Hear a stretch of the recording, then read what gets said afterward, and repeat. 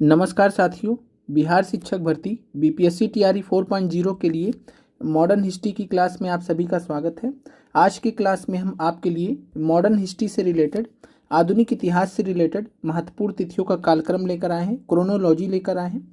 और इस क्रोनोलॉजी की क्लास में, कालक्रम की क्लास में आपको जितनी भी महत्वपूर्ण तिथियां हैं, जितनी भी महत्वपूर्ण घटनाएं हैं, सबको हम यहाँ पर कवर करने वाले हैं, जो आपके आधुनिक भारत के इतिहास से या यूँ कहें तो मॉडर्न हिस्ट्री से या फिर इंडियन नेशनल मूवमेंट से जुड़ी हुई हैं। क्लास आगे बढ़ते हैं और आप सभी अभ्यर्थी यहाँ पर देख सकते हैं, टाइम हो रहा है 4:31। सुबह के 4:31 हो रहे हैं। आपकी क्लास रिकॉर्ड हो रही है। सुबह आपको 8 बजे यह क्लास मिलेगी, तो आप सभी अभ्यर्थी एक लाइक ज़रूर कर दीजिएगा। बाकी समय मिले तो आप कमेंट भी कर सकते हैं क्लास आपको कैसी लगी। बिहार और भारत का आधुनिक इतिहास, दोनों चीज़ों को हम यहाँ पर कवर करने की कोशिश करेंगे। क्रोनोलॉजी में अगर हम बात करते हैं तो सबसे पहले आपको ध्यान रखना है, 1600 में बात करें तो 31 दिसंबर 1600 को ईस्ट इंडिया कंपनी की स्थापना हुई थी। तो ये आपको मालूम होना चाहिए कि ईस्ट इंडिया कंपनी की स्थापना कब हुई थी, तो 31 दिसंबर 1600 को। और जब इसकी स्थापना हुई थी ईस्ट इंडिया कंपनी की, तो उस समय भारत के मुगल सम्राट कौन थे, तो ये थे अकबर। अकबर का समय है 1556 से लेकर 1605। तो अकबर के समय में, जब अकबर मुगल सम्राट थे, तो उस समय 31 दिसंबर 1600 को ईस्ट इंडिया कंपनी की स्थापना की गई थी। फिर बात करते हैं यहाँ पर बिहार से रिलेटेड इम्पॉर्टेंट यहाँ पर जानकारी है। 1733 में बंगाल के नवाब सुजाउद्दीन मोहम्मद खान ने बिहार को बंगाल प्रांत में विलय कर दिया था। तो आपसे प्रश्न पूछा जा सकता है कि निम्नलिखित में से किस वर्ष में बंगाल के नवाब के द्वारा बिहार को बंगाल प्रांत में विलय कर दिया गया था, यानी कि बिहार को बंगाल में मिला दिया गया था। आपको मालूम है कि बंगाल प्रांत से बिहार को अलग कब किया गया था, तो 22 मार्च 1912। अलग कब किया गया था बंगाल प्रांत से बिहार को, तो 22 मार्च 1912। और मिलाया कब गया था, तो वर्ष 1733 में। फिर बात करते हैं नादिर शाह का भारत पर आक्रमण कब हुआ है। तो नादिर शाह का जो आक्रमण हुआ था 1739 में, और उस समय जो मुगल सम्राट थे मोहम्मद शाह थे, 1720 से 48 के मध्य इनका समय था। फिर बात करते हैं पहले महत्वपूर्ण युद्ध की, जिसका नाम था प्लासी का युद्ध। और इस प्लासी के युद्ध में अगर हम बात करें तो प्लासी के युद्ध 23 जून 1757 को घटा था। तो ये आपको डेट मालूम होनी चाहिए, पूरी डेट। 23 जून 1757 को प्लासी का युद्ध हुआ था। और इस प्लासी के युद्ध में अगर हम बात करें तो प्लासी के युद्ध के दौरान मुगल सम्राट कौन थे, तो मुगल सम्राट इस समय आलमगीर द्वितीय थे, 1754 से 59 के बीच में। इसके अलावा बंगाल नवाब सिराजुद्दौला थे। जो ये युद्ध हुआ था प्लासी का, किसके किसके बीच में हुआ था, तो सिराजुद्दौला और लॉर्ड क्लाइव के बीच में हुआ था। तो सिराजुद्दौला और लॉर्ड क्लाइव या रॉबर्ट क्लाइव के बीच में यह युद्ध हुआ था। इसमें रॉबर्ट क्लाइव की जीत हुई थी या ईस्ट इंडिया कंपनी की जीत हुई थी। फिर बात करते हैं 1770 की सन्यासी विद्रोह की शुरुआत। 1770 से लेकर 1820 तक का एक बड़ा फेज माना जाता है। 1770 में शुरुआत हुआ था सन्यासी विद्रोह का, आपको इतना ध्यान रखना है। भवानी चरण पाठक के नेतृत्व में यहाँ पर सन्यासी विद्रोह स्टार्ट हुआ था। तो भवानी चरण पाठक एक नेतृत्व के रूप में याद रखिएगा कि नेता कौन थे सन्यासी विद्रोह के, तो भवानी चरण पाठक। इसके अलावा अगर आपसे पूछे कि बिहार में कौन सा जिला सन्यासी विद्रोह का केंद्र था, तो चूंकि बंगाल में स्टार्ट हुआ था सन्यासी विद्रोह, तो बंगाल से सटा हुआ जिला है पूर्णिया, और बिहार का जो पूर्णिया जिला था सन्यासी विद्रोह का केंद्र था। फिर बात करते हैं बक्सर के युद्ध की। बक्सर का जो युद्ध था ये हुआ था 22 अक्टूबर 1764 को। डेट आपको पता होना चाहिए। तो 22 अक्टूबर 1764 को बक्सर का युद्ध हुआ था। इस समय मुगल सम्राट की सेना ने भी इस युद्ध में भाग लिया था। कौन थे मुगल सम्राट, शाह आलम द्वितीय। 1759 से लेकर 1806 तक मुगल सम्राट थे ये। बंगाल के नवाब मीर कासिम ने भाग लिया था। इसके अलावा बात करें तो बंगाल का गवर्नर कौन था इस युद्ध के समय, तो युद्ध के समय बात करें तो 22 अक्टूबर 1764 के दौरान बंगाल के गवर्नर कौन थे, तो हेनरी बेंसीटाट। ये आपका पूछा गया प्रश्न, याद रखिएगा। तो बक्सर के युद्ध के समय बंगाल के गवर्नर कौन थे, हेनरी बेंसीटाट। फिर बात करते हैं 12 अगस्त 1765 को इलाहाबाद की संधि हुई थी। ये आपसे पूछा जा सकता है कि इलाहाबाद की संधि बक्सर युद्ध के बाद कब हुई, तो 12 अगस्त 1765 को इलाहाबाद की संधि हुई है। और यहाँ पर आपको एक चीज़ ध्यान रखना कि जो बक्सर का युद्ध हुआ था किसके किसके बीच में हुआ था, तो मुगल सम्राट थे, बंगाल के नवाब थे, और कौन थे, अवध नवाब एक तरफ थे, और दूसरी तरफ जो है ईस्ट इंडिया कंपनी की सेना थी हेक्टर मुनरो के नेतृत्व में। हेक्टर मुनरो के नेतृत्व में। यहाँ पर आपको टाइमलाइन बताया जा रहा है, तो जो महत्वपूर्ण चीज़ें हैं वो आपको यहाँ पर ऐड किया गया है, तो इसलिए आप यहाँ पर कन्फ्यूज मत होइएगा। चलिए आगे बढ़ते हैं। फिर बात करते हैं इलाहाबाद की संधि के पश्चात कठपुतली नवाब किसको बनाया गया था? नजीमुद्दौला को। ये आपसे पूछा जा सकता है। बंगाल का नायब सूबेदार किसको बनाया गया था? मोहम्मद रजा खान को। ये आपसे पूछा गया है बीपीएससी द्वारा। बिहार का नायब सूबेदार किसको बनाया गया था? तो राजा सिताब राय को। फिर बात करते हैं रॉबर्ट क्लाइव की, तो 1765 से लेकर 1767 तक रॉबर्ट क्लाइव बंगाल के गवर्नर रहे। बंगाल में द्वैध शासन या द्विशासन जिसको बोलते हैं, बंगाल में द्विशासन जिसको हम ड्यूअल गवर्नमेंट बोलते हैं, ड्यूअल गवर्नमेंट इंग्लिश में बोलते हैं, तो बंगाल में द्विशासन लागू किया या ड्यूअल गवर्नमेंट लागू किया था रॉबर्ट क्लाइव ने बंगाल के गवर्नर के तौर पर। 1765 में लागू किया था, 1772 तक यह चला था। फिर बात करते हैं चुआर विद्रोह या जंगल महल आंदोलन के बारे में, तो 1771 से लेकर 1809 तक चुआर विद्रोह का समय था। 1772 की बात करें तो बंगाल के गवर्नर वारेन हेस्टिंग्स ने द्वैध शासन को समाप्त किया था। इसके अलावा अगर हम बात करें 1773 का जो रेगुलेटिंग एक्ट था, इसके माध्यम से वारेन हेस्टिंग्स बंगाल के प्रथम गवर्नर जनरल बने थे। हमने पिछली क्लासेस में भी इनको देखा है, और आज के आपके इस क्लास के माध्यम से आपका मॉडर्न हिस्ट्री का पूरा टाइमलाइन कंप्लीट हो जाएगा। और आज की क्लास में हम आपका 26 जनवरी 1950 तक का कंप्लीट करेंगे। तो आप सभी अभ्यर्थी अच्छे से देख लीजिएगा, और यह जो वीडियो है आपको बार बार देखना होगा जब तक कि आपको अच्छे से तैयार ना हो जाए, याद ना हो जाए। तो यहाँ पर हम बात करते हैं रेगुलेटिंग एक्ट से वारेन हेस्टिंग्स बंगाल के प्रथम गवर्नर जनरल बने थे। 1774 में कलकत्ता में सुप्रीम कोर्ट की स्थापना हुई थी। किस वर्ष? 1774 में। कहाँ पर हुई थी? कलकत्ता में। प्रथम मुख्य न्यायाधीश कौन थे? Sir Elijah Impey. फिर बात करते हैं 1780 की, तो जेम्स ऑगस्टस हिक्की ने भारत का पहला समाचार पत्र बंगाल गजट प्रकाशित किया था। तो भारत का पहला समाचार पत्र क्या था? बंगाल गजट। किसने प्रकाशित किया? जेम्स ऑगस्टस हिक्की ने। किस वर्ष किया? तो 1780। फिर बात करते हैं 1781 का, तो बनारस विद्रोह हुआ था राजा चैत सिंह के नेतृत्व में। आपसे पूछा गया सवाल है, 16 अगस्त 1781 को बनारस विद्रोह हुआ था, राजा चैत सिंह के नेतृत्व में हुआ था। फिर बात करते हैं 1781 का विद्रोह बिहार में हुआ था। 1781 का जो बिहार का विद्रोह था, यह विद्रोह बनारस विद्रोह से प्रेरित था। बनारस विद्रोह से प्रेरित था। नेतृत्व किसने किया था 1781 के विद्रोह का?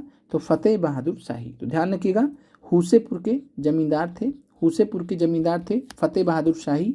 फतेह बहादुर शाही ने 1781 के बिहार के विद्रोह का नेतृत्व किया था, और 1781 का जो विद्रोह था ये बनारस विद्रोह से प्रेरित था, जो राजा चैत सिंह के नेतृत्व में लड़ा गया था। फिर बात करते हैं 1781 की, तो वारेन हेस्टिंग्स ने कलकत्ता मदरसा की स्थापना की थी वर्ष 1781 में।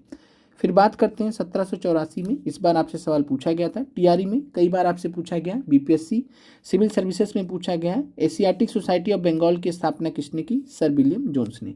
कब किया था? तो 1784। याद रखिएगा, 15 जनवरी 1784 को एशियाटिक सोसाइटी ऑफ बंगाल की स्थापना सर विलियम जोन्स ने की थी। फिर बात करते हैं 1784 की, तो 1784 की बात करें तो अंग्रेजों के खिलाफ संथालों का तिलका मांझी के नेतृत्व में प्रथम सशस्त्र विद्रोह हुआ था। यह आप में से बहुत सारे अभ्यर्थियों को नहीं मालूम होगा। तो तिलका मांझी के नाम से आप जब भागलपुर कभी जाइएगा तो भागलपुर में तिलका मांझी चौक है।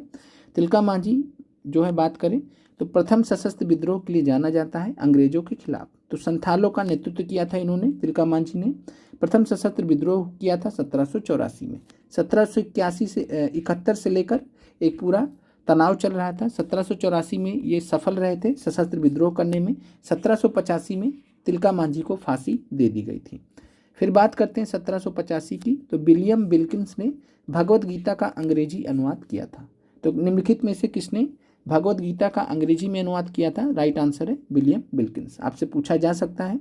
फिर 1786 में लॉर्ड कॉर्नवालिस बंगाल के दूसरे गवर्नर जनरल बने थे। फिर 1789 में सर विलियम जोन्स ने अभिज्ञान शाकुंतलम का अंग्रेजी में अनुवाद किया था। आपसे बहुत बार पूछा गया है, निम्नलिखित में से किसने अभिज्ञान शाकुंतलम का अंग्रेजी में अनुवाद किया था? तो राइट आंसर है सर विलियम जोन्स। 1791 में जोनाथन डंकन ने बनारस में संस्कृत कॉलेज की स्थापना की। कई बार आपसे पूछा गया है। तो जोनाथन डंकन बनारस में संस्कृत कॉलेज की स्थापना के लिए जिम्मेदार थे, संस्थापक थे 1791 में। फिर बात करते हैं 1793 का, तो 1793 में लॉर्ड कॉर्नवालिस ने बंगाल प्रांत में अस्थाई बंदोबस्त, जिसको हम परमानेंट सेटलमेंट कहते हैं, इसको लागू किया था। साथ में बिहार में भी कब लागू हुआ था? 1793 में। 1793 की बात करें तो प्रथम चार्टर एक्ट आया था। 1813 20 साल बाद, 20-20 जोड़ दीजिए, सब में 20-20 जोड़ दीजिए, तो प्रथम चार्टर एक्ट 1793 में आया, तो अगला 20 साल बाद आएगा, उसका अगला उसके 20 साल बाद आएगा, उसका अगला उसके 20 साल बाद आएगा। तो प्रथम चार्टर एक्ट 1793 में आया, द्वितीय चार्टर एक्ट 1813 में आया, तृतीय चार्टर एक्ट जो है 1833 में आया, चतुर्थ चार्टर एक्ट आया 1853 में। अंतिम चार्टर एक्ट था ये 1853 का। फिर बात करते हैं यहाँ पर 1814 की। 1814 में आत्मीय सभा की स्थापना राजा राम मोहन रॉय द्वारा की गई थी। तो आत्मीय सभा की स्थापना किसने की? राजा राम मोहन राय ने। बहुत बार आपसे पूछा गया है कब किया था? 1814 में। कई बार आपको अगर 1814 विकल्प नहीं दिया रहेगा तो आपको 1815 भी दिया जा सकता है, तो इस चीज़ को लेकर यहाँ पर ध्यान रखिएगा। फिर बात करते हैं यहाँ पर खानदेश भील विद्रोह की। तो खानदेश भील विद्रोह की अगर हम बात करते हैं तो खानदेश भील विद्रोह आपका इस बार TRE 3 के प्रश्न के जो संथाल विद्रोह वाला प्रश्न था वहाँ पर ऑप्शन में था आपसे। तो खानदेश भील विद्रोह की बात करें तो 1818 से लेकर 1860 तक यह विद्रोह चला था। तो 1818 से लेकर 1860 तक का यह जो है भीलों का जो विद्रोह था, ये इसका समय है पूरा, बहुत लंबा समय है। फिर बात करते हैं 1820 में, ये हमने लास्ट पहले की भी क्लास में देखा है, रैयतवाड़ी व्यवस्था को मद्रास में थॉमस मुनरो ने लागू किया था। तो गवर्नर जनरल की क्लास में हमने देखा था रैयतवाड़ी व्यवस्था को मद्रास में किसने लागू किया था? थॉमस मुनरो ने लागू किया था। कब लागू किया था? 1820 में। फिर बात करते हैं 1820 से 37 के बीच में हो और मुंडा विद्रोह हुआ था। राजा परहट के नेतृत्व में हो और मुंडा विद्रोह, यहाँ पर याद रखिएगा हो और मुंडा विद्रोह एक साथ में है, हो और मुंडा विद्रोह एक साथ में है। कई मुंडा विद्रोह हुए तो आपको इसलिए कन्फ्यूजन नहीं होना चाहिए। तो यहाँ पर हम 1820 से लेकर 37 वाले हो और मुंडा विद्रोह की बात कर रहे हैं। किसने नेतृत्व किया था? तो नेता कौन थे, किसने नेतृत्व किया था? राजा परहट। फिर बात करते हैं 1822 का, तो आया था महालवाड़ी व्यवस्था। फिर यहाँ पर 1826 से लेकर 31 तक TRE 3 का जो 15 मार्च का पेपर हुआ था PRT का, वहाँ पर आपसे हेनरी विवियन डेरोजियो के बारे में पूछा गया था कि यंग बंगाल आंदोलन का नेतृत्व किसने किया था या संस्थापक कौन थे? तो यंग बंगाल आंदोलन के जो नेतृत्व किया था संस्थापक थे हेनरी विवियन डेरोजियो। 1826 से लेकर 31 तक यंग बंगाल आंदोलन चला था। हेनरी विवियन डेरोजियो की बात करें तो एक टीचर के रूप में, शिक्षक के रूप में हिंदू कॉलेज में पढ़ाने के लिए आए थे। तो हिंदू कॉलेज कमेंट कीजिएगा कब स्थापना की गई? हिंदू कॉलेज 1826 में इन्होंने ज्वाइन किया था। फिर बात करते हैं अहोम विद्रोह की। तो अहोम विद्रोह की जब हम बात करते हैं तो अहोम विद्रोह हुआ था 1828 में। 1828 में अहोम विद्रोह गोमधर कुंवर के नेतृत्व में हुआ था। तो नेतृत्वकर्ता कौन थे अहोम विद्रोह के? गोमधर कुंवर। फिर 1828 में बात करें तो ब्रह्म समाज या ब्रह्म सभा की स्थापना राजा राम मोहन राय द्वारा की गई थी। 1829 में सती प्रथा को गैर कानूनी घोषित कर दिया था विलियम बेंटिक ने। 1831 से 33 के मध्य या 32 से 33 आए, दोनों कोई इसमें आपको कन्फ्यूजन नहीं होना चाहिए क्योंकि BPSC ने 15 मार्च वाले पेपर में चेंज कर दिया था, तो इसलिए आप यहाँ पर ध्यान रखिएगा। चाहे 1831 से 33 पूछे या 32-33। कोल विद्रोह किसके नेतृत्व में लड़ा गया? तो कोल विद्रोह का नेतृत्व किया था बुद्धू भगत ने। तो बुद्धू भगत ने कोल विद्रोह का नेतृत्व किया था 1831 से लेकर 33 के मध्य। फिर बात करते हैं भूमिज विद्रोह का नेतृत्व किसने किया था 1832-33 के मध्य? तो भूमिज विद्रोह को हम गंगा नारायण हंगामा भी नाम से जानते हैं। तो गंगा नारायण सिंह ने इस विद्रोह का नेतृत्व किया था। तो गंगा नारायण सिंह ने नेतृत्व किया था, उन्हीं के नाम पर गंगा नारायण हंगामा भी जाना जाता है इस नाम से। साथ में भूमिज विद्रोह भी इसे हम कहते हैं।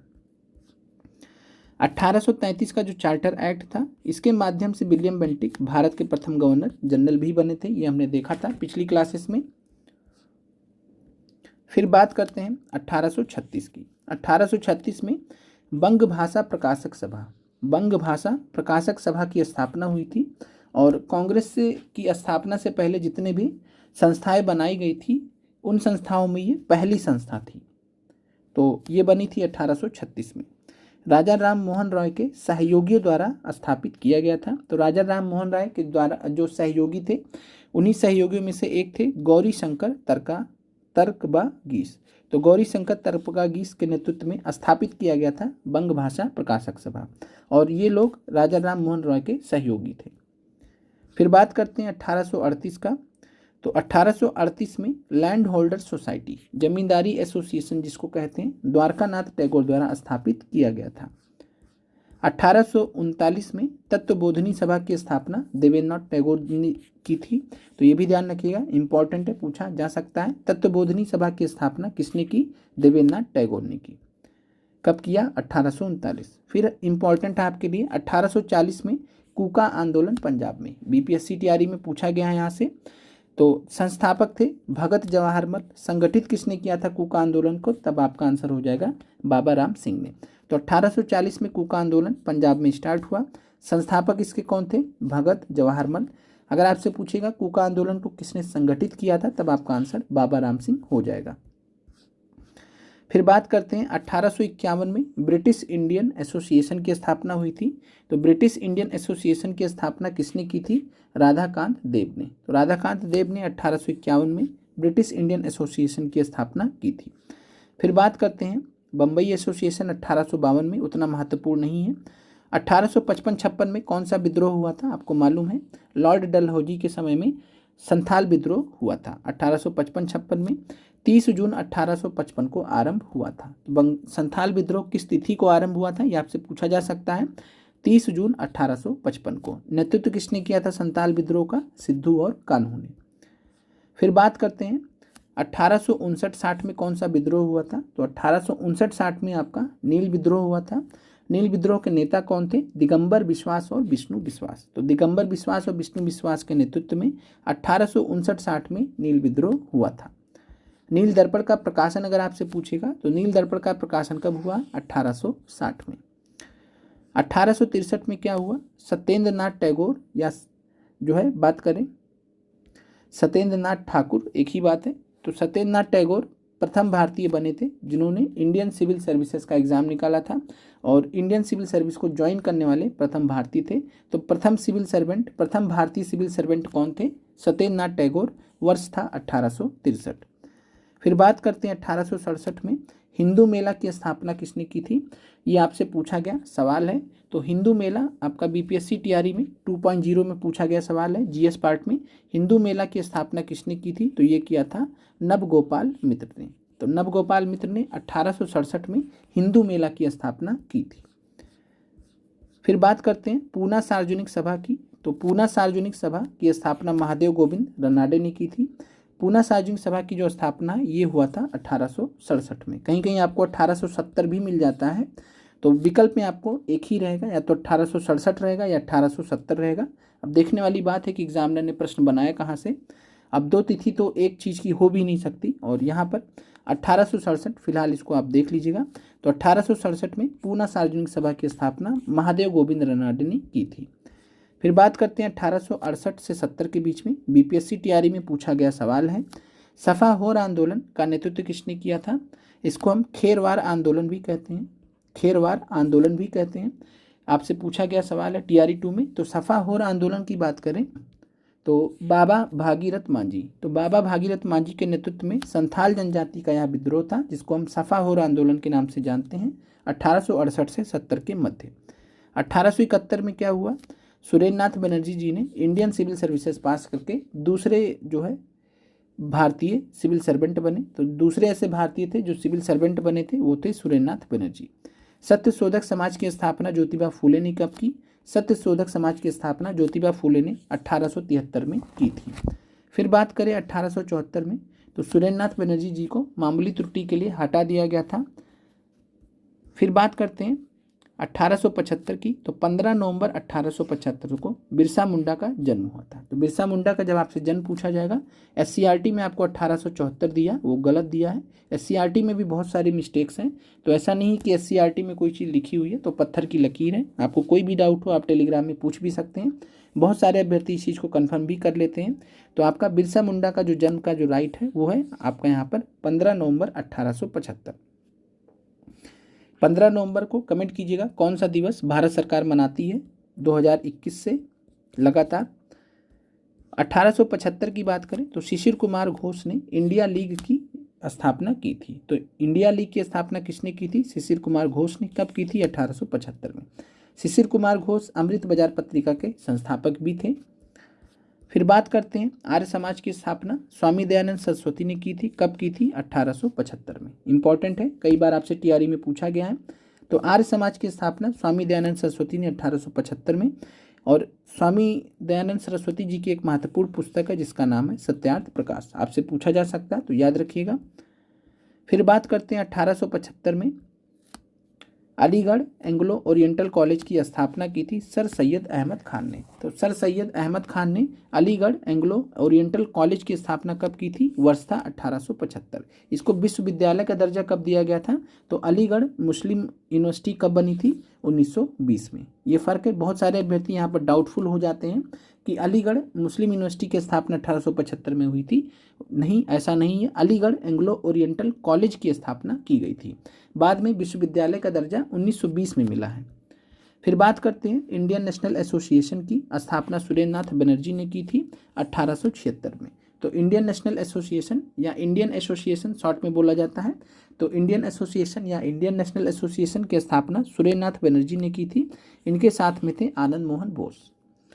फिर बात करते हैं 1866 में ब्रह्म समाज की स्थापना केशव चंद्र संघ ने की थी। तो भारतीय ब्रह्म समाज जब आपसे पूछेगा, ब्रह्म समाज ऑफ इंडिया जब आपसे पूछेगा, तो भारतीय ब्रह्म समाज या ब्रह्म समाज ऑफ इंडिया की स्थापना केशव चंद्र सेन ने 1866 में की थी। फिर 1867 हिंदू मेला, ये आपका क्लियर हो गया। फिर बात करते हैं 1 जनवरी 1877। 1 जनवरी 1877 को क्या हुआ था? तो प्रथम दिल्ली दरबार लगा था। महारानी विक्टोरिया को भारत की सम्राज्ञी घोषित किया गया था। किसके समय में घोषित किया गया था? तो लॉर्ड लिटन के समय में। लॉर्ड लिटन ने कौन सा कानून बनाया था 1878 में? Vernacular press act. फिर 1882 में लॉर्ड रिपन ने क्या किया था? वर्नाकुलर प्रेस एक्ट 1878 को वापस ले लिया था। 1882 में बंकिम चंद्र चटर्जी का आनंद मठ प्रकाशित हुआ था। यह आपका इस बार टीआरई 2 में पूछा भी गया था। तो टीआरई 2 में पूछा गया सवाल है, आनंद मठ का प्रकाशन कब हुआ था बंकिम चटर्जी द्वारा जो लिखित है? वर्ष है 1882। 1884 में कौन सी सभा स्थापित होती है? तो मद्रास महाजन सभा। 1885 में बात करें तो बॉम्बे प्रेसिडेंसी एसोसिएशन की स्थापना हुई थी। फिरोज शाह मेहता इसके सबसे प्रमुख संस्थापक थे। इसके अलावा मद्रास महाजन सभा 1884 में स्थापना हुई है। 28 दिसंबर 1885 को भारतीय राष्ट्रीय कांग्रेस की स्थापना हुई थी बॉम्बे अधिवेशन में। 1885 कांग्रेस के प्रथम अध्यक्ष WC बनर्जी, बेमोश चंद्र बनर्जी थे। 1886 कलकत्ता अधिवेशन के अध्यक्ष थे दादा भाई नौरोजी। 1887 मद्रास अधिवेशन के अध्यक्ष थे बदरुद्दीन तैयब जी, प्रथम मुस्लिम अध्यक्ष थे। 1888 के इलाहाबाद अधिवेशन के अध्यक्ष थे जॉर्ज यूल, जो कि प्रथम यूरोपियन अध्यक्ष थे या प्रथम गैर भारतीय अध्यक्ष थे। 1888 में ही यूनाइटेड पेट्रियाटिक एसोसिएशन की स्थापना की गई थी। तो यूनाइटेड इंडिया पेट्रियाटिक एसोसिएशन की स्थापना सर सैयद अहमद खान और बनारस के राजा शिव प्रसाद सिंह ने की थी। क्यों किया था? ताकि मुस्लिमों को कांग्रेस में जाने से रोका जाए। ब्रिटिश सरकार की एक रणनीति थी। फिर बात करते हैं यहाँ पर 1890 की। तो कादम्बनी गांगुली जी, जो कि कलकत्ता विश्वविद्यालय की पहली महिला स्नातक थी, उन्होंने कांग्रेस के अधिवेशन को संबोधित किया था।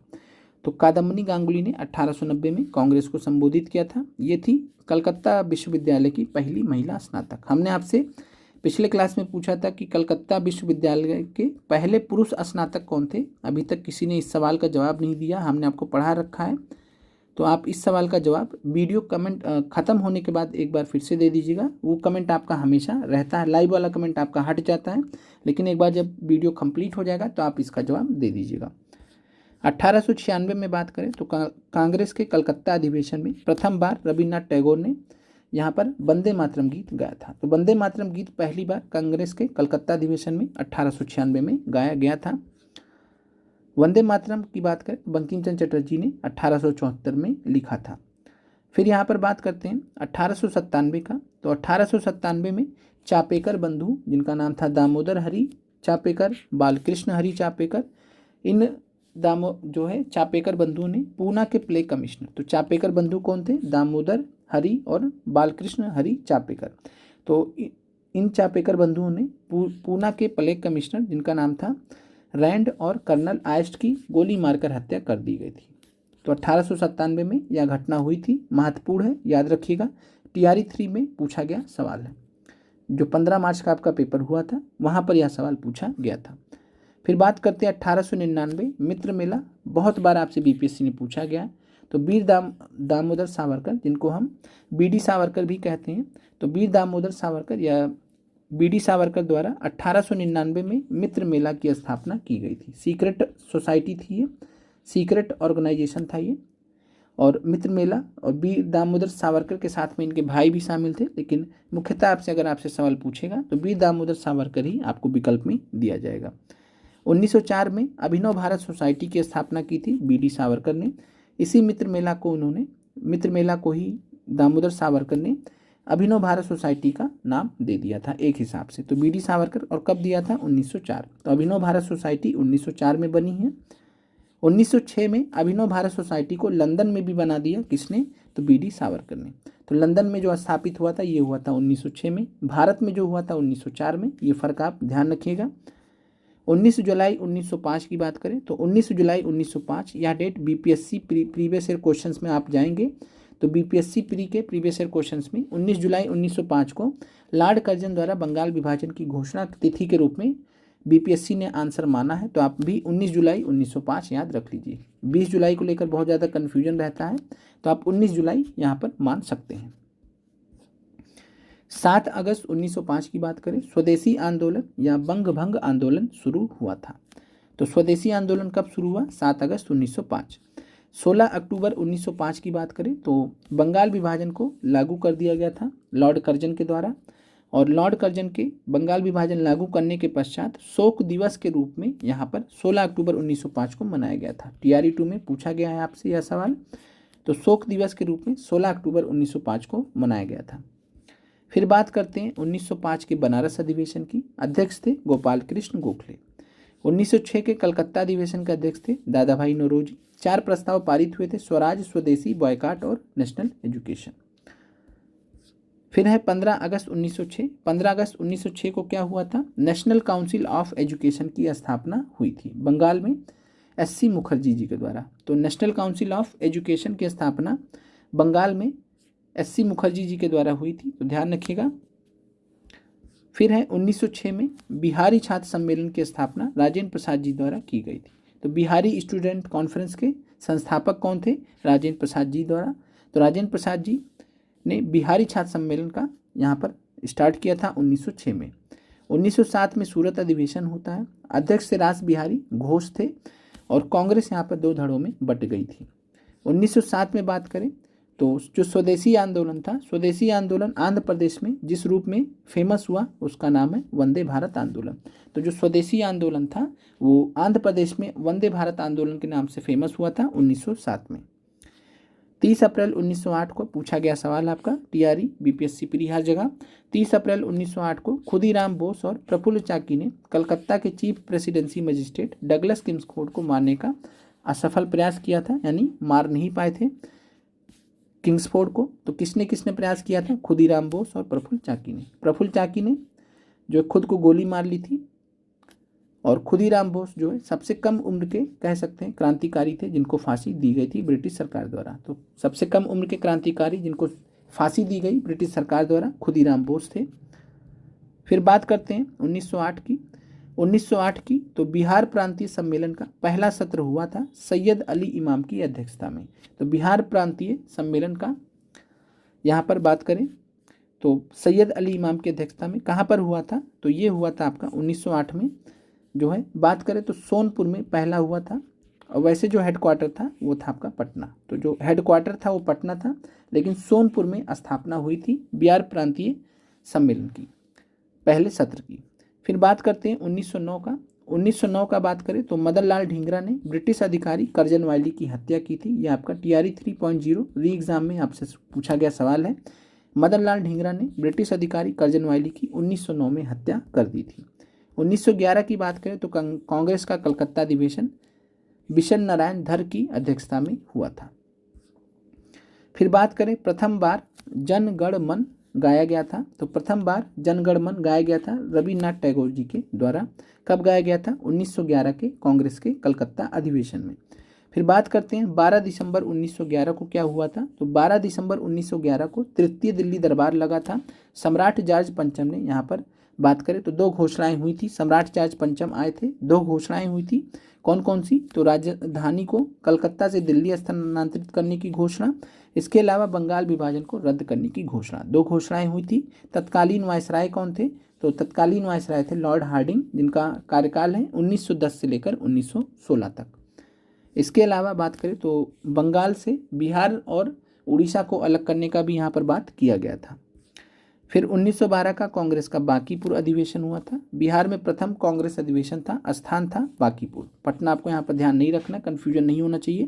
तो यहाँ पर आपको बांकीपुर ही आपको विकल्प में दिया जाएगा। फिर बात करते हैं अध्यक्ष कौन थे पहले अधिवेशन के 1912 में? तो रघुनाथ नरसिंह मुधोलकर।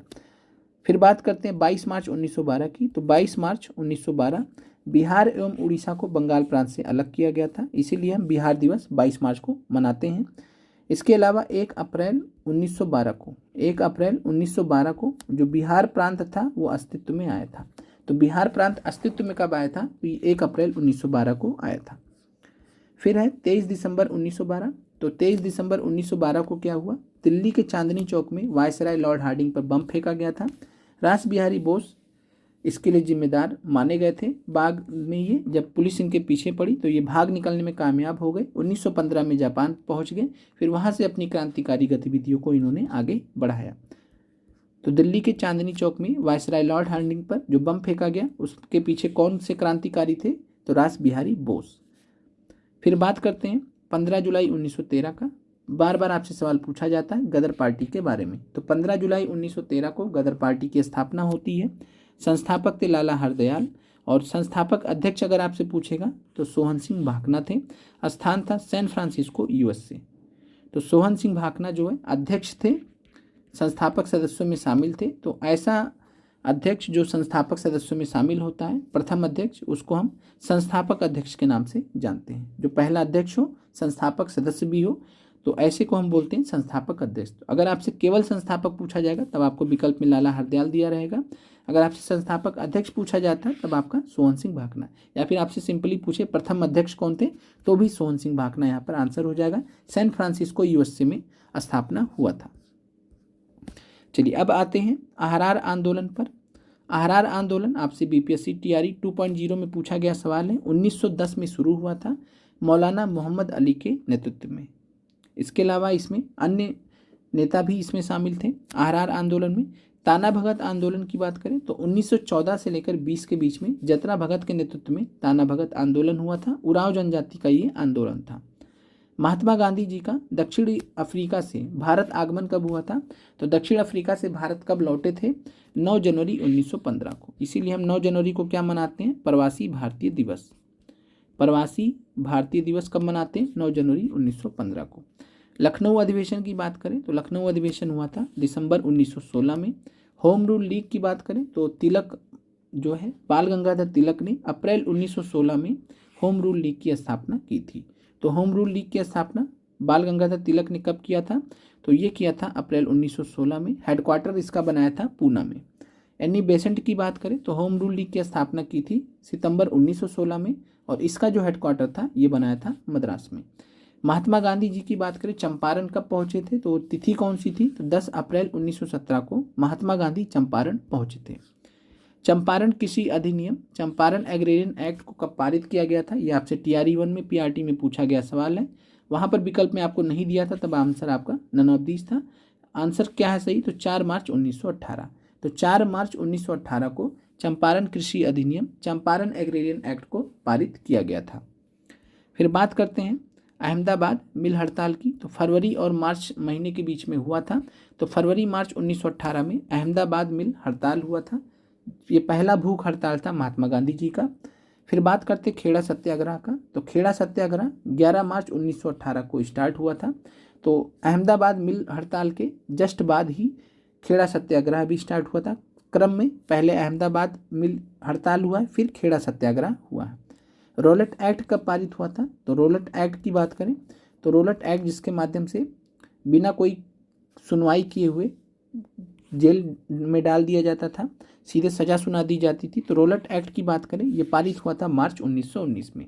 रोलट एक्ट के विरोध में यहाँ पर बात करें, फिर जो है जालियांवाला बाग हत्याकांड कब हुआ था, बहुत बार आपसे पूछा गया। तो जालियांवाला बाग हत्याकांड 13 अप्रैल 1919 को बैसाखी के दिन हुआ था।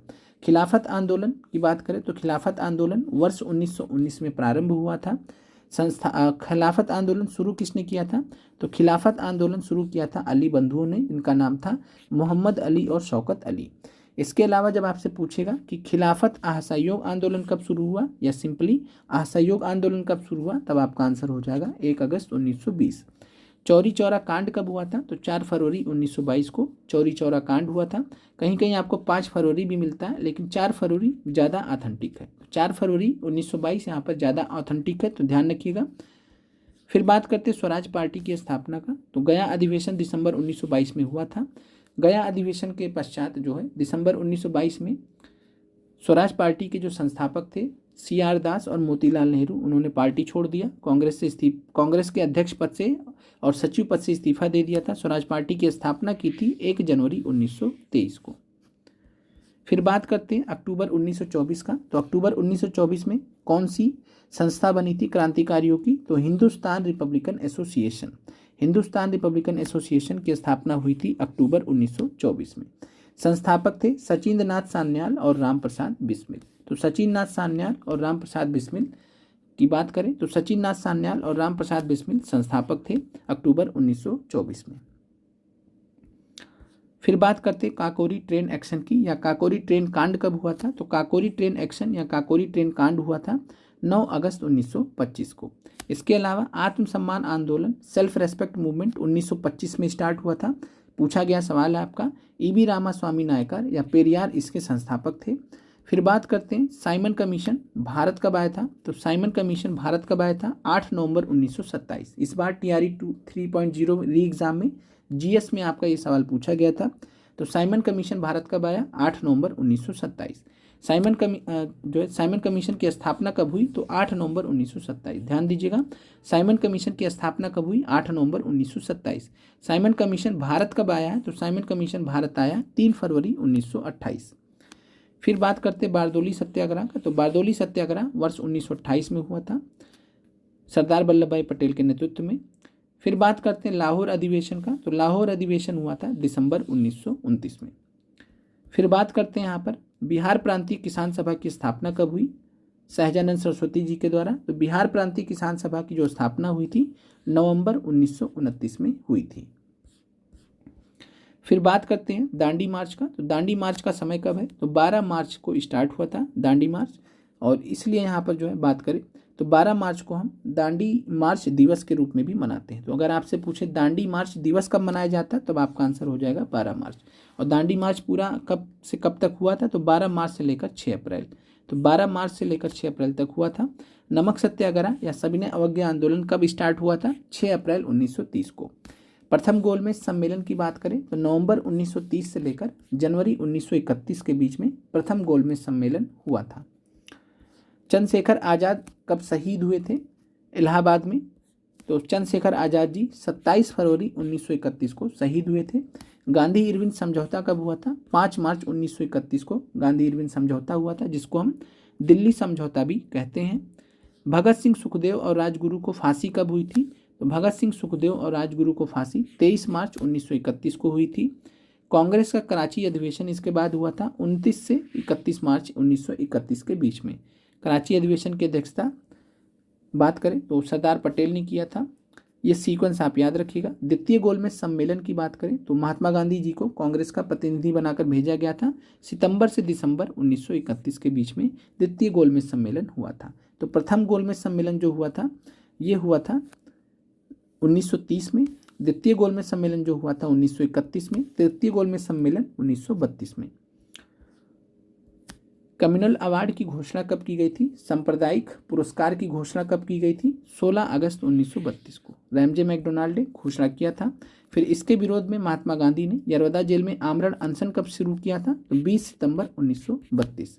पूना समझौता कब हुआ था अल्टीमेटली, तो पूना समझौता हुआ था 24 सितंबर 1932 को। इसके अलावा बात करें हरिजन सेवक संघ या अखिल भारतीय अस्पृश्यता विरोधी लीग की स्थापना कब की थी महात्मा गांधी जी ने? ये किया था 30 सितंबर 1932 को। तो 30 सितंबर 1932 को स्थापना हुआ था हरिजन सेवक संघ का। जब स्थापना हुआ था तब नाम था अखिल भारतीय अस्पृश्यता विरोधी लीग। आगे चलकर इसको हम हरिजन सेवक संघ के नाम से जानते हैं। तो चाहे आपसे हरिजन सेवक संघ पूछे तब भी आपको 30 सितंबर 1932 ही बताना है। चलिए आगे बढ़ते हैं। भारत शासन अधिनियम कब आया था? 1935 में आया था। भारतीय रिजर्व बैंक की बात करें तो कब स्थापना हुई है भारतीय रिजर्व बैंक की? 1 अप्रैल 1935। उड़ीसा बिहार से अलग कब हुआ है? तो ये हुआ है 1 अप्रैल 1936। ध्यान दीजिएगा 22 मार्च 1912 को बिहार और उड़ीसा दोनों मिलाकर बंगाल प्रांत से अलग किए गए थे। तो बिहार और उड़ीसा फिर भी साथ में थे। 1 अप्रैल 1936 को फाइनली उड़ीसा को बिहार से अलग कर दिया जाता है। तो 1 अप्रैल को हम उड़ीसा दिवस मनाते हैं। बिहार दिवस तो आपको मालूम है 22 मार्च को मनाते हैं। फिर बात करते हैं भारत का संघीय न्यायालय फेडरल कोर्ट ऑफ इंडिया, जो आगे चलकर सुप्रीम कोर्ट ऑफ इंडिया कहलाया आज़ादी के बाद। तो भारत का जो संघीय न्यायालय है फेडरल कोर्ट ऑफ इंडिया, इसकी स्थापना कब हुई? 1 अक्टूबर 1937 को। इसके अलावा अखिल भारतीय किसान सभा की स्थापना कब हुई थी? 11 अप्रैल 1936 को लखनऊ अधिवेशन में हुई थी। फिर बात करते हैं मोहम्मद यूनुस जो है बिहार के प्रधानमंत्री या प्रीमियर कब बने थे? तो बिहार में प्रथम भारतीय सरकार कब बनी थी या प्रथम भारतीय मंत्रिमंडल कब बना था? किसके नेतृत्व में बना था? तो बना था ये मोहम्मद यूनुस के नेतृत्व में 1 अप्रैल 1937 को। 19 जुलाई तक यह सरकार चली, उसके बाद बैठ गई। जब ये सरकार बैठ गई यानी कि इस्तीफा हो गया इस सरकार का, तो 20 जुलाई 1937 को श्री कृष्ण सिंह जी के नेतृत्व में बिहार में कांग्रेस की पहली सरकार बनी। ये जो सरकार थी इसमें कांग्रेस का योगदान नहीं था।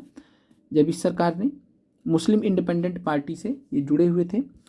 तो यहाँ पर बात करें श्री कृष्ण सिंह जी के नेतृत्व में बिहार में कांग्रेस की पहली सरकार जब आपसे पूछा जाएगा तो 20 जुलाई 1937। फिर बात करते हैं 3 सितंबर 1939 की। तो 3 सितंबर 1939 वह दिन था जब लॉर्ड लिनलिथगो ने भारत को द्वितीय विश्व युद्ध में शामिल होने की घोषणा कर दी थी। बिना कांग्रेस से पूछे या बिना जो बड़े नेता थे या बिना भारत से पूछे एक हिसाब से घोषणा कर दी थी। इसके विरोध में अक्टूबर 1939 में कांग्रेस मंत्रालयों का प्रांतों में इस्तीफा दिया गया। सुभाष चंद्र बोस की बात करें तो सुभाष चंद्र बोस जी ने फॉरवर्ड ब्लॉक बनाया था 3 मई 1939। तो सुभाष चंद्र बोस जी ने फॉरवर्ड ब्लॉक की स्थापना कब की थी? तो फॉरवर्ड ब्लॉक बनाया था 3 मई 1939 को। फिर बात करें मुस्लिम लीग द्वारा मुक्ति दिवस कब मनाया गया था? तो मुस्लिम लीग द्वारा मुक्ति दिवस मनाया गया था, डे ऑफ डिलीवरेंस मनाया गया था। और ये किससे मुक्ति चाह रहे थे? तो जो कांग्रेस के मंत्रालयों ने इस्तीफा दे दिया था अक्टूबर 1939 में, उसी से बहुत खुश थे मुस्लिम लीग के जो यहाँ पर, और इसी वजह से इन लोगों ने मुक्ति दिवस मनाया कि कांग्रेस से हमें अंततः मुक्ति मिल गई, कांग्रेस के सरकार से मुक्ति मिल गई। तो ये 22 दिसंबर 1939 को मुक्ति दिवस मुस्लिम लीग द्वारा मनाया गया था। मुस्लिम लीग द्वारा पाकिस्तान प्रस्ताव कब पारित किया गया था? तो मुस्लिम लीग द्वारा पाकिस्तान प्रस्ताव 23 मार्च 1940 को पारित किया गया था। फिर बात करते हैं अगस्त प्रस्ताव का। तो अगस्त प्रस्ताव जिसको लॉर्ड लिनलिथगो लेकर आए थे या लॉर्ड लिनलिथगो ने घोषणा की थी अगस्त प्रस्ताव की 8 अगस्त 1940 की। लॉर्ड लिनलिथगो की बात करें तो द्वितीय विश्व युद्ध के समय ये भारत के वायसराय थे। 1936 से लेकर 44 तक के भारत के वायसराय थे। तो अगर आपसे पूछेगा कि भारत छोड़ो आंदोलन के दौरान कौन थे तो यही रहेंगे। फिर बात करते हैं व्यक्तिगत सत्याग्रह की। व्यक्तिगत सत्याग्रह की बात करें 17 अक्टूबर 1940 को स्टार्ट हुआ। पहले सत्याग्रही कौन थे? आचार्य विनोबा भावे। दूसरे सत्याग्रही कौन थे? जवाहरलाल नेहरू जी। तीसरे सत्याग्रही कौन थे? ब्रह्मदत्त। तीनों आपसे पूछा गया बीपीएससी के द्वारा। फिर बात करते हैं क्रिप्स मिशन की। क्रिप्स मिशन कब आया था? 22 मार्च 1942। इसके बाद वर्धा में कांग्रेस कार्य समिति की बैठक होती है 14 जुलाई 1942 को, और यहाँ पर क्रिप्स मिशन को जो है अस्वीकार किया गया था। साथ में अंग्रेजों भारत छोड़ो आंदोलन का एक प्रस्ताव यहाँ पर पारित किया गया था वर्धा में कांग्रेस कार्य समिति की बैठक में। अब यहाँ पे जो वर्धा में कांग्रेस कार्य समिति की बैठक हुई थी ये ऑल इंडिया लेवल पर नहीं थी, तो ध्यान रखिएगा ऑल इंडिया लेवल पर ये बैठक नहीं थी। फिर ऑल इंडिया लेवल की अगर हम बात करते हैं तो भारत छोड़ो प्रस्ताव को ऑल इंडिया कांग्रेस कमेटी द्वारा कब पारित किया गया? तो ये अंततः 8 अगस्त 1942 को पारित किया गया। स्थान था बम्बई का ग्वालियर टैंक मैदान। तो ग्वालियर टैंक मैदान, जिसको आज के डेट में अगस्त क्रांति मैदान के नाम से जानते हैं, और यहाँ पर भारत छोड़ो जो आंदोलन हुआ इसको हम अगस्त क्रांति के नाम से भी जानते हैं। तो भारत छोड़ो प्रस्ताव को ऑल इंडिया कांग्रेस कमेटी के द्वारा कब अंगीकार किया गया या कब पारित किया गया? तो 8 अगस्त 1942 को। और इसी के साथ में जो है भारत छोड़ो आंदोलन भी स्टार्ट हो गया था। 9 अगस्त 1942 को जितने भी बड़े नेता थे सबको गिरफ्तार कर लिया गया एक एक करके। फिर बात करें CR फार्मूले का, CR फार्मूला जो C राजगोपालाचारी द्वारा बनाया गया था 1944 में आया था। शिमला सम्मेलन की बात करें तो जून 1945 में आया था। इसको बैबल योजना के नाम से भी जानते हैं क्योंकि इस समय वायसराय थे बैबल, इन्हीं का प्लान था। तो बैबल प्लान या बैबल योजना शिमला में बुलाया था, तो इसीलिए शिमला सम्मेलन के नाम से जाना जाता है। फिर बात करते हैं लाल किला ट्रायल। तो INA के युद्धबंदियों पर मुकदमा चलाया गया था लाल किले पर। लाल किले पर जो ट्रायल चलाया गया ये चलाया गया था नवंबर 1945 में। BPSC TRE 3.0 री एग्जाम में पूछा गया सवाल है। किस पर चलाया गया था? तो 3 यहाँ पर अधिकारी याद रखिएगा नाम परीक्षा दृष्टि से, एहसन खान, PK सहगल और GS ढिल्लों। तो यहाँ पे याद रखिएगा एहसन खान, PK सहगल, GS ढिल्लों। तो यहाँ पर लाल किले का जो ट्रायल है इससे जुड़े हुए 3 महत्वपूर्ण अधिकारी थे जिनके ऊपर मुकदमा चलाया गया था लाल किले पर। फिर बात करते हैं नौसेना विद्रोह या रॉयल इंडियन नेवी विद्रोह। तो रॉयल इंडियन नेवी विद्रोह जिसको हम नौसेना विद्रोह कहते हैं, बॉम्बे में हुआ था फरवरी 1946 में। ये आपसे इस बार प्रबल संभावना है इसको पूछे जाने की। कैबिनेट मिशन का भारत आगमन 24 मार्च 1946 को होता है, कई बार आपसे पूछा गया है। मुस्लिम लीग द्वारा प्रत्यक्ष कार्रवाई दिवस कब मनाया गया है? Direct action day. तो मुस्लिम लीग द्वारा डायरेक्ट एक्शन डे कब मनाया गया? तो 16 अगस्त 1946। तो 16 अगस्त 1946 को मुस्लिम लीग द्वारा प्रत्यक्ष कार्रवाई दिवस डायरेक्ट एक्शन डे मनाया गया था। फिर बात करते हैं जवाहरलाल नेहरू के नेतृत्व में अंतरिम सरकार का गठन कब किया गया था? तो अंतरिम सरकार का गठन हुआ था 2 सितंबर 1946 को। बहुत बार आपसे पूछा गया है अंतरिम सरकार से रिलेटेड प्रश्न। फिर बात करते हैं कैबिनेट मिशन योजना। 1946 के अनुसार संविधान सभा का गठन या संविधान सभा की स्थापना किस तिथि को की गई थी? तो यह तिथि थी 6 दिसंबर 1946। फिर संविधान सभा की पहली बैठक कब हुई? 9 दिसंबर 1946। दूसरी बैठक कब हुई? 11 दिसंबर 1946। दूसरे बैठक में राजेंद्र प्रसाद जी को अस्थायी अध्यक्ष चुन लिया गया था। संविधान सभा की तीसरी बैठक 13 दिसंबर 1946 जब उद्देश्य प्रस्ताव को जवाहरलाल नेहरू जी ने प्रस्तुत किया था। फिर बात करते हैं भारतीय संविधान की प्रारूप समिति जिसको ड्राफ्टिंग कमेटी कहते हैं। तो भारतीय संविधान की प्रारूप समिति की स्थापना कब की गई थी? 29 अगस्त 1947। और भारतीय संविधान की प्रारूप समिति के अध्यक्ष कौन थे? तो ये थे सुभाष चंद्र जो है कौन थे? तो ये थे डॉक्टर भीमराव अंबेडकर। डॉक्टर भीमराव अंबेडकर प्रारूप समिति के अध्यक्ष थे, याद रखिएगा। 29 अगस्त 1947 को स्थापना हुई थी। फिर बात करते हैं 20 फरवरी 1947 की जिसको हम एटली की घोषणा के नाम से जानते हैं। तो एटली जो उस समय ब्रिटेन के प्रधानमंत्री थे, 20 फरवरी 1947 को उन्होंने एक घोषणा की जिसको हम एटली डिक्लेरेशन बोलते हैं या एटली की घोषणा बोलते हैं। प्रधानमंत्री एटली ने भारत से ब्रिटिश शासन को जून 1948 तक वापस लेने की घोषणा की थी कि हम जो है भारत से वापस हो लेंगे। कब तक? जून 1948। और ये कब कहा था? 20 फरवरी 1947। फिर बात करते हैं माउंटबेटन योजना की। तो माउंटबेटन योजना जिसको हम विभाजन योजना भी कहते हैं 3 जून 1947 को आई थी। तत्कालीन जो वायसराय थे माउंटबेटन, तो माउंटबेटन लेकर आए थे प्लान विभाजन का, इसमें भारत और पाकिस्तान में बंटना था। तो 3 जून 1947 को यह आया था। 18 जुलाई 1947 की बात करें तो भारतीय स्वतंत्रता अधिनियम को पहले पारित किया जाता है।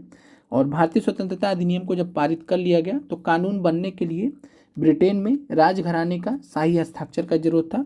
तो जो ब्रिटेन का जो राजघराना था वहाँ से जो शाही हस्ताक्षर हुए, शाही हस्ताक्षर होने के बाद ही कानून वैलिड होता।